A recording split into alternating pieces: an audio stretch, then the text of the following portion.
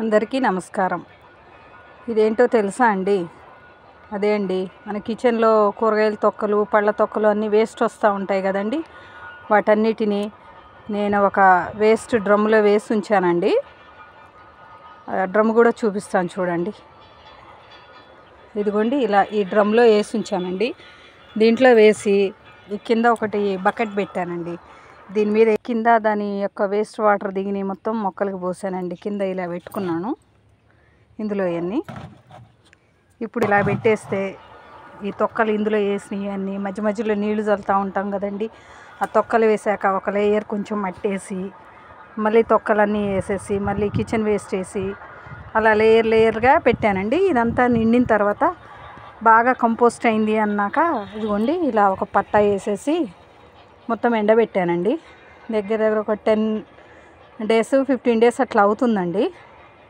కాకపోతే మాకు కోళ్ళు ఉన్నాయనండి, మళ్ళీ ఆ పట్టా కూడా యువతలకి మడిచేసి రాళ్ళు పెట్టి చాలా సేఫ్టీగా ఉంచానండి.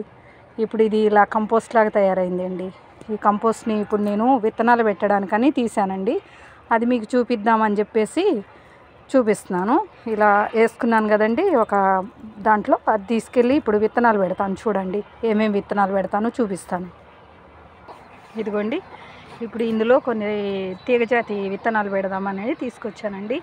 ఆ తెల్లగా కనపడేదంతా చీమల మందండి. మాకు ఇక్కడ ఈ ఏరియా చీమలు ఎక్కువ, చెదలు ఎక్కువ అండి. అట్లాగే మా భూమి కూడా కొంచెం సౌడు నేల అండి, అంటే బంకగా ఉంటుంది. అందుకే కొంచెం మధ్య మధ్యలో శాండ్ కూడా వేసానండి నేను ఆ కూరగాయల తొక్కల్లోనే. ఇప్పుడు దీన్నంతా వేసేసి మిక్స్ చేసి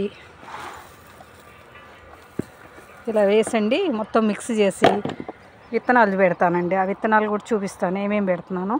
ఇవేనండి ఆ విత్తనాలు. వీటిని వింగిడ్ బీన్స్ను క్లెవ్ బీన్స్ అంటారండి. తర్వాత చెట్టు చెమ్మ, తీగ చెమ్మ అండి. ఇంతకుముందు ఒకసారి పెట్టాను కానండి, పొడి విత్తనాలే పెట్టేశానండి. ఇంతవరకు మొలకలు రాలేదు. అందుకే వీటిని నిన్నంతా నానబెట్టి ఉంచానండి. ఇప్పుడు పెడుతున్నాను. అంటే మా ఏరియాలో ఇవి కొత్త రకం కూరగాయలండి, ఇప్పటి వరకు చూడలేదు. అందుకే కావాలని నేను తెప్పించుకున్నానండి. ఓకే అండి, ఇప్పుడు ఇవన్నీ ఇందులో పెడతాను. మళ్ళీ మొలకలు వచ్చిన తర్వాత చూపిస్తానండి మీకు. Okay, thank you.